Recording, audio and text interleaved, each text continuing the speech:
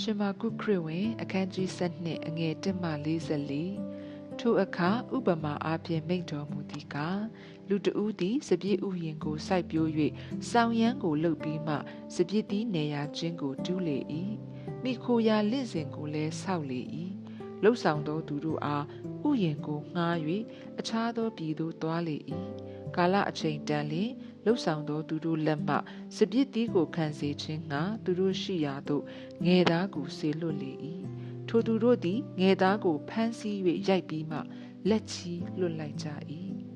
နောက်တစ်ဖန်အခြားသောငယ်သားကိုသူတို့ရှိရာသို့ဆေလွတ်ပြန်လျင်ဥယျာဉ်ဆောင်တို့သည်ခဲနှင့်ပစ်သဖြင့်သူ၏ခေါင်းကိုမှန်၍အရှက်ခွဲပြီးမှလွတ်လိုက်ကြ၏အခြားသောငယ်သားကိုဆေလွတ်ပြန်လျင်သူကိုတတ်ကြ၏အခြားသောငယ်သားများတို့တွင်အချို့တို့ကိုရိုက်ကြ၏အချို့တို့ကိုတတ်ကြ၏ထိုကြောင့်ဥယျာဉ်ရှင်သည်မိမိ၌ချစ်သားတစ်ယောက်တည်းရှိသေးသည်ဖြစ်၍ထိုသူတို့သည်ငါသားကိုအားနာကြလိမ့်မည်ဟုဆို၍မိမိသားကိုနောက်ဆုံး၌ဆေလွတ်လေ၏ဥယျာဉ်ဆောင်တို့ကလည်းဤသူသည်အမွေခံဖြစ်၏လာကြသူကိုတတ်ကြကုန်အံ့ထိုတို့သူ၏အမွေဥစ္စာကိုငါတို့ရကြလိမ့်မည်ဟုအချင်းချင်းတိုင်ပင်၍ဥယျာဉ်ရှင်၏သားကိုဖမ်းယူပြီးမှတတ်၍ဥယျာဉ်ပြင်သို့ထုတ်ပစ်ကြ၏တို့ဖြစ်လျင်ဥယျာဉ်ရှင်သည်အဘယ်သို့ပြုမည်နည်းသူသည်လာ၍ဥယျာဉ်ဆောင်တို့ကိုတုတ်တင်ပယ်ရှင်းပြီးမှထိုဥယျာဉ်ကိုအခြားသောသူတို့အားပေးလိမ့်မည်တိုက်ကိုတီလုတ်သောသူများပယ်ထားသောကြောက်သည်နောက်တစ်ဖန်တိုက်တောင်အထွတ်ဖျားသို့ရောက်ပြန်၏ထိုအမှုသည်ထာဝရဘုရားပြုတော်မူသောအမှုဖြစ်၏ငါတို့မျက်မှောက်၌လည်းအံ့ဩဖွယ်ဖြစ်၏ဟုသောစကားကိုကျမ်းစာ၌သင်တို့သည်မဖတ်ဘူးသလောဟုမိန့်တော်မူ၏ထိုသူတို့သည်မိမိတို့ကိုရည်ဆောင်၍ထိုဥပမာစကားကိုဟောပြောတော်မူသည်ကိုသိသောကြောင့်ကိုယ်တော်ကိုဖမ်းဆီးခြင်းငှာရှာကြံကြ၏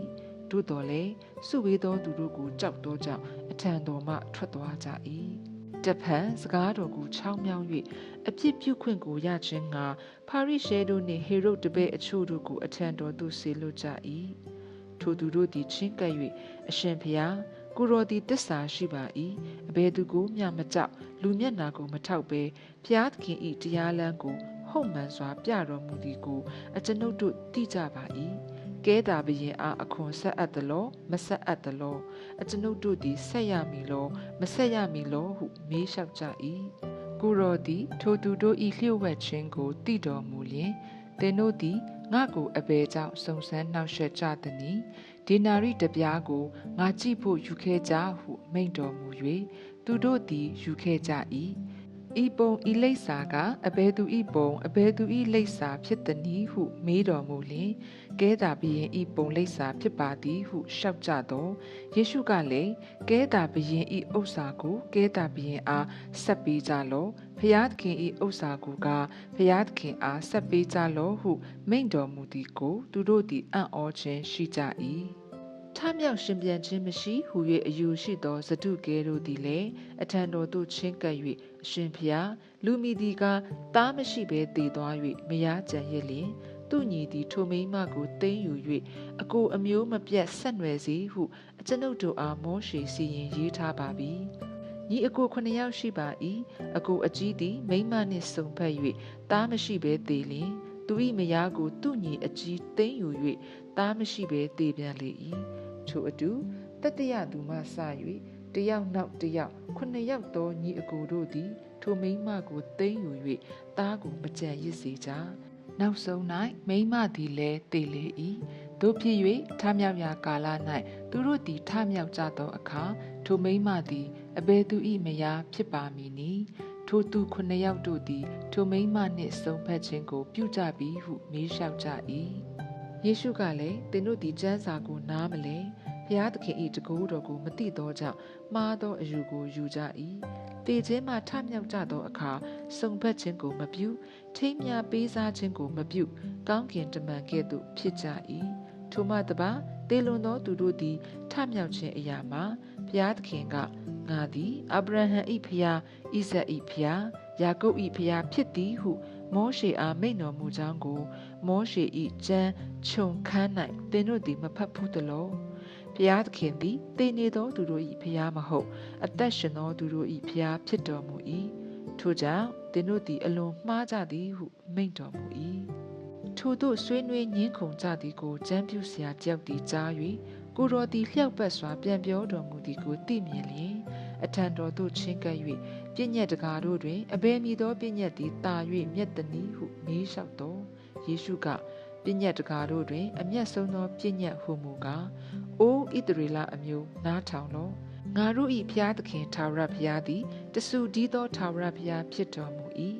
ထာဝရဘုရားသည်တပါးတည်းဖြစ်တော်မူ၏သင်၏ဘုရားသခင်ထာဝရဘုရားကိုစိတ်နှလုံးအကျွင်းမဲ့ဉာဏ်ရှိသမျှအစွမ်းတတ္တိရှိသမျှနှင့်ချစ်လော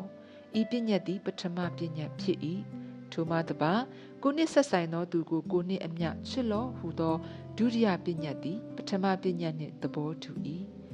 ဤပညတ်တို့ထက်သာ၍ကြီးမြတ်သောပညတ်မရှိဟုပြန်၍မိန့်တော်မူ၏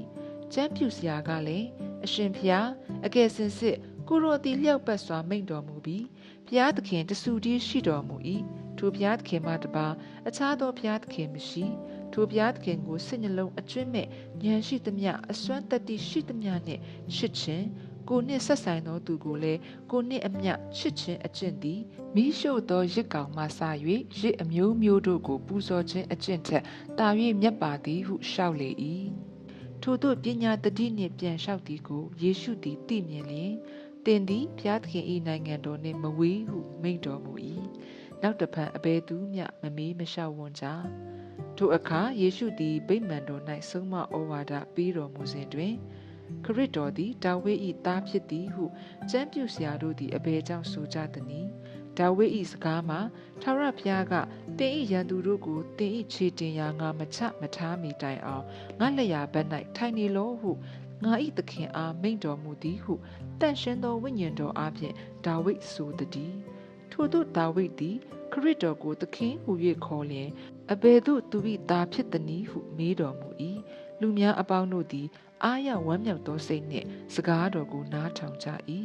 ထို့သို့ဆုံးမဩဝါဒပေးစဉ်တွင်တဖန်မိန့်တော်မူသည်ကားကျမ်းပြုဆရာတို့ကိုရှောင်ကြလော့သူတို့သည်ရှေ့သောအင်ကြီးကိုဝတ်လျက်လဲခြင်းကအလိုရှိကြ၏ဈေး၌ရိုသေစွာနှုတ်ဆက်ခြင်းကို၎င်းပွဲတပင်တရားစရက်တို့၌မြင့်မြတ်သောနေရာထိုင်ရာကို၎င်းနှစ်သက်ကြ၏သူတို့သည်မုတ်ဆိုးမအိမ်ကိုလူယူသိမ်းစား၍အပြစ်မပေါ်စေခြင်းငှာရှည်စွာသောပထနာစကားကိုရွတ်တတ်ကြ၏သူတို့သည်တာ၍ကြီးစွာသောဒဏ်ကိုခံရကြမည်ဟုမိန့်တော်မူ၏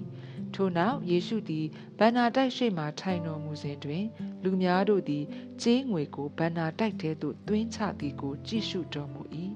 ငွေရတတ်သောသူအများတို့သည်များစွာသွင်းချကြ၏ဆင်းရဲသောမုတ်ဆိုးမတစ်ယောက်သည်လာ၍တပဲလောက်တန်သောကြေးနီဒင်းကားနှစ်ပြားကိုသွင်းချ၏ကိုတော်သည်တပည့်တော်တို့ကိုခေါ်၍ငါအမှန်ဆိုသည်ကားဗန္နာတိုက်ထဲသို့သွင်းချသောသူအပေါင်းတို့ထက်ထိုဆင်းရဲသောမုတ်ဆိုးမသည်တာ၍သွင်းချခဲ့ပြီ